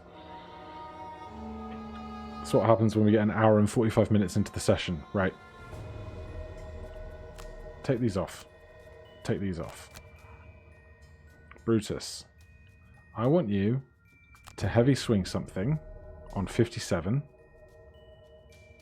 and you need to move in to do that, so you can move in on a 32.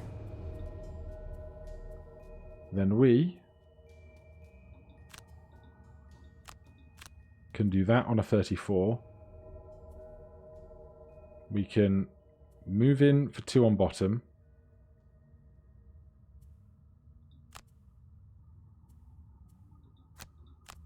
We can move in for 3 on bottom. 1, 2, 3. Then attack and attack again with sweeping maneuver. But we can't go on 29. We have to go slower than 32.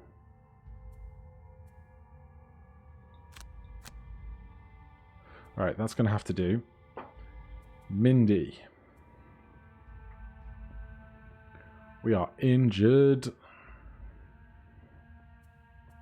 Force one enemy within range 5 to attack another. We can do that. And we can do it on 9. Attack 2 at a range of 4.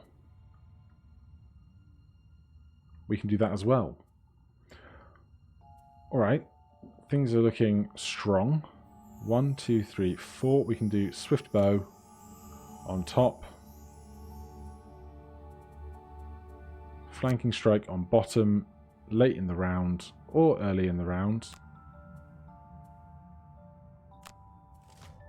Move 3, attack 3, range 3 in an area of effect.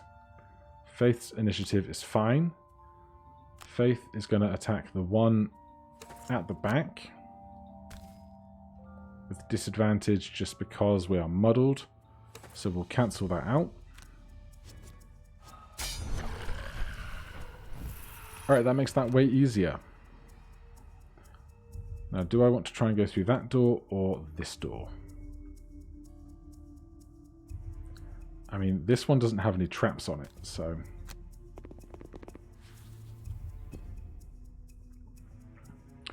Mindy can no longer cause one thing to attack another. First world problems, I know. But we can attack this one.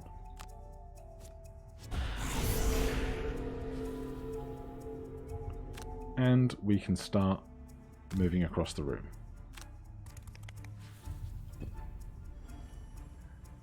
Now, Cragheart just has the kill to get, so we can step in to here. Then skip the rest of the movement. Attack with push. Confirm the attack. We don't even need to push. So we just get to spend our turn moving. Do we want to try and come in through both doors at the same time? I don't think so. So we just need to kill 3 more things. We don't need... We can't even move into the door unless we want to open it immediately, which would mean any enemies then come into the initiative and immediately take a turn. So we're going to not do that. Round 12. Provided there are 3 drakes in this room, we can kind of go wild with all of our remaining skills. Kill 5 or more monsters, so Mindy would really like to kill 1 more thing. We need to use 2 more bits of equipment. That can be stun powder and hammer, no problem. Kill a monster in the scenario causing at least 4 more points of damage. We still have smoke bomb. And we cannot do this. So, simple option first. Faith. We're going to move in with Thieves' Knack and Smoke Bomb to make ourselves invisible. Then behind her we have 14 HP even if we are poisoned. We've burned Trample. Move 4, stun all adjacent targets, or move 6, stun all adjacent targets. Seems great to me. And if that's on bottom, something to do on top, preferably fairly quick into the round. Leaping Cleave. And we can attack at advantage. Cragheart way back here. We need to heal. Move to heal one all adjacent. That could include Mindy if we're fast enough.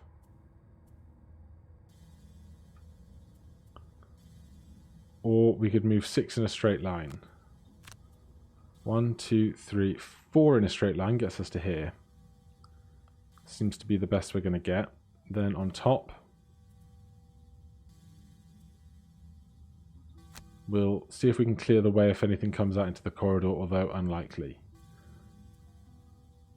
So we'll just play the last 2 cards that we have. We'll go late in the turn and see how this goes. Hopefully this room isn't just full of the things that aren't drakes.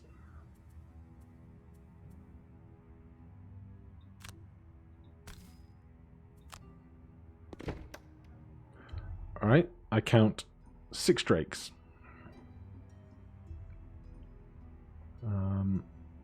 Do we want to stand here? Or do we not?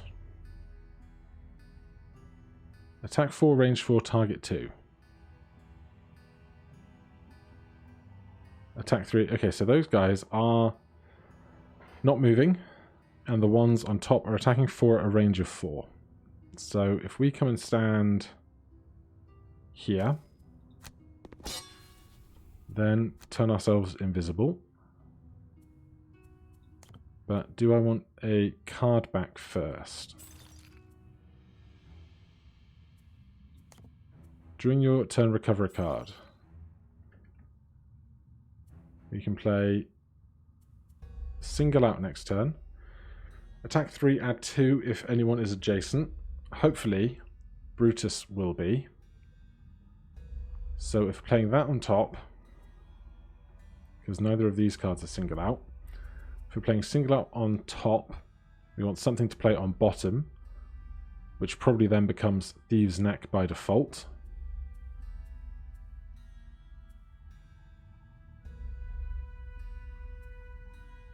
Kill one adjacent or normal enemy that is adjacent to none of its allies. We're not going to do that turn. So Thieves' Neck comes back.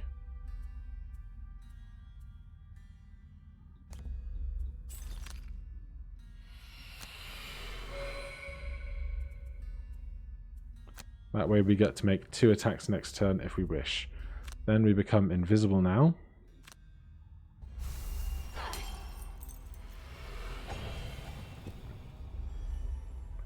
Spitting Drakes.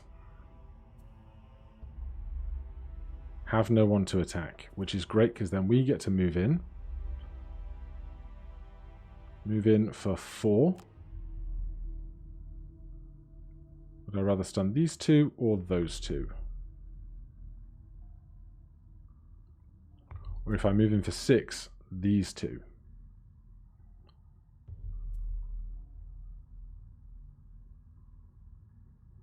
I'm going to come to here just so we're further away from the stuff at the end of the room.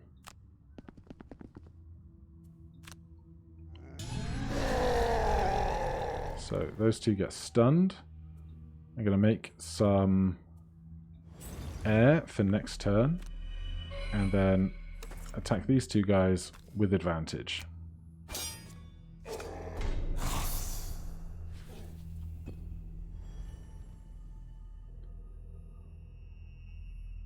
This guy can't attack us because he's stunned. The others can't get to us. Mindy. Move 3 gets us there. Move 3 gets us here, and it's safe to do so. I think we're going to be okay. Mindy might not get a final kill in or something, which would be a shame.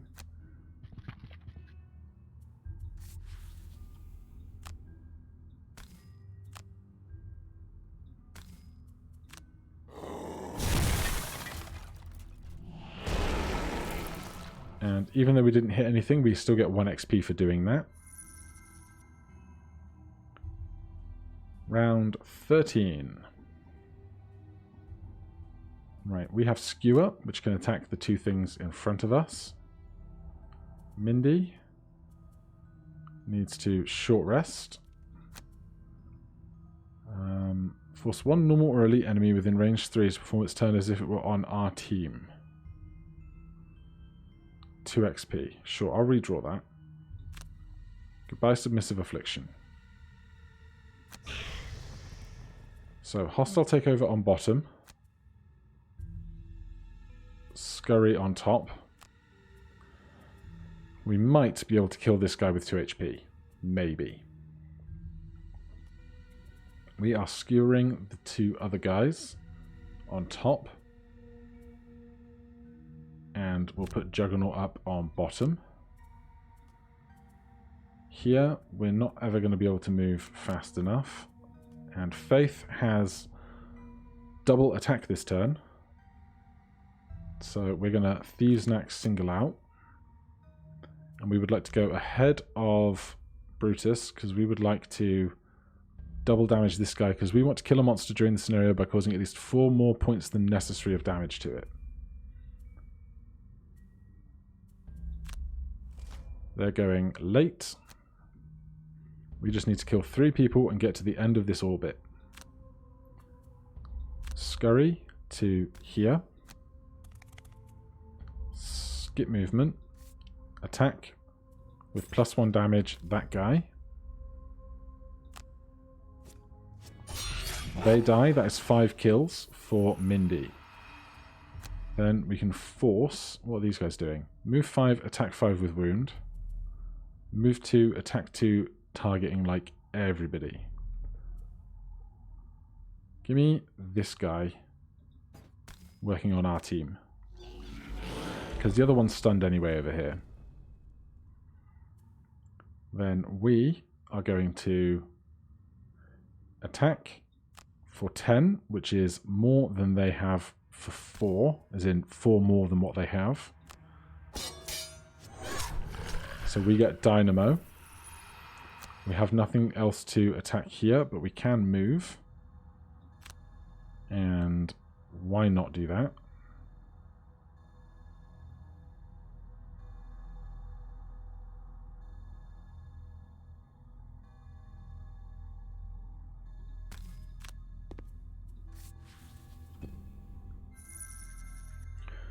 Three more gold is 3 more turn. Brutus. We're going to attack that guy. We miss, unfortunately. But we'll put that on for 3 more sources of damage.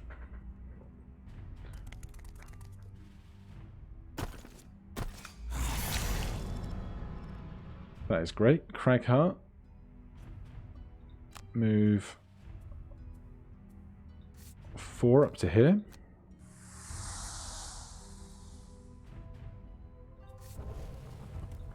We're not going to get anything to attack, unfortunately, which means we're not going to be able to use the rest of our equipment. So be it. Then we've got the Spitting Drakes, which seem to take forever about their turns. Right, who is this? Faith, take 3 damage. We take 0 damage. Mindy, take 0 damage.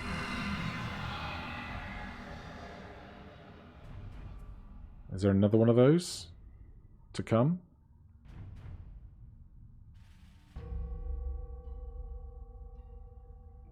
Yes, no, maybe so.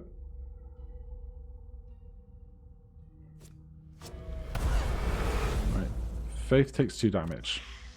Mindy burns 1 available card. We take 0 damage. Mind Thief is exhausted. But she got the extra kill in anyway. Right, Cragheart, could you please short rest? That's fine, burn that. Now I need you to move 1, 2, 3 and attack stuff. There's move 4 on bottom. and stone pummel on top, going on 32. Now, unfortunately, this guy is next to an ally, so we can't get it further away. But Faith, do you have... No, Sinister Opportunity is gone. Brutus, do you have Hook and Chain? You do. So we're going to short rest. Make sure we don't lose Hook and Chain. If we attack with Hook and Chain, we can attack 3, range 3, pull something 2. I was trying to see if I could pull something away, but I don't think we can. We only need to kill one more thing. So, Cragheart, if you could move in for 2, and then Stone Pummel with all your items.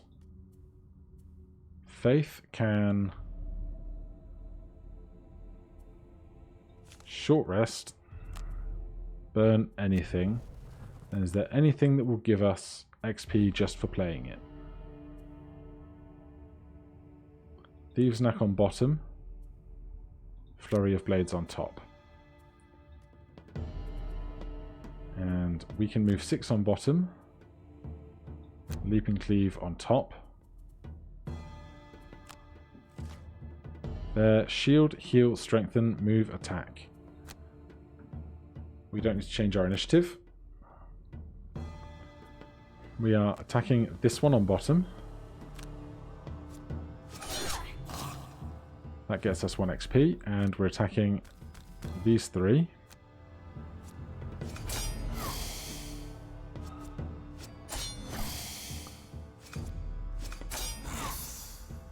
That gets us 1 XP. These guys are shielding, healing, and strengthening, which we don't care about because they're not our final targets here.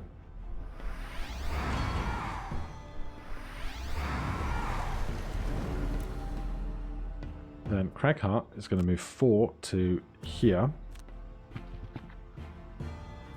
Skip the rest of this movement. Then attack with a hammer on those guys with this. And this will be 7 equipments used.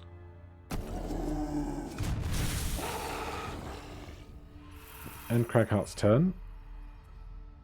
Then we are going to move up to... These are all piles of 3 gold, so it doesn't matter which one we move up to particularly, but if we move to there, skip the rest of our movement, attack here against these 2 guys. That's 1 extra XP, some extra gold, the round is over, and we are successful having killed all the drakes. Seem unending. But you've harvested a significant number of corpses and make a calculated retreat. At the mouth of the cave, you break into a full sprint, and the drakes don't seem to be too interested in pursuing you. You begin the strenuous task of lugging the hides back to the crooked bone. So, we overkilled a creature. Use your equip items a number of times. I thought we did that. I'm mad. And perk points for Mindy getting 5 kills. This has been the longest mission I've ever done. Good thing I'm doing this on Saturday afternoon, so hopefully it will be processed by 11 AM Tuesday morning.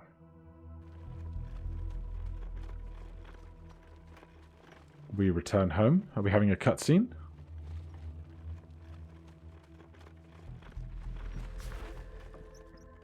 Hale silently takes the bloody massive scales from you when you arrive, and then disappears for a good 2 hours. When she returns, she holds out a handful of small blue orbs. Okay, so all you need to do is lodge one of these into your throat when you go underwater, and it should filter your inhaling and exhaling into the water. It will be incredibly painful, and you'll have a beast of a time getting them back out when you get on dry land. I don't envy you at all, but it should get the job done. Hale grins from ear to ear. I'm very happy with the result, actually. Thanks for providing the interesting challenge. Now get out of my house. Quest complete. 10 XP apiece. Ancient Cistern quest. 13 of 15 complete for the Eternal Wanderer.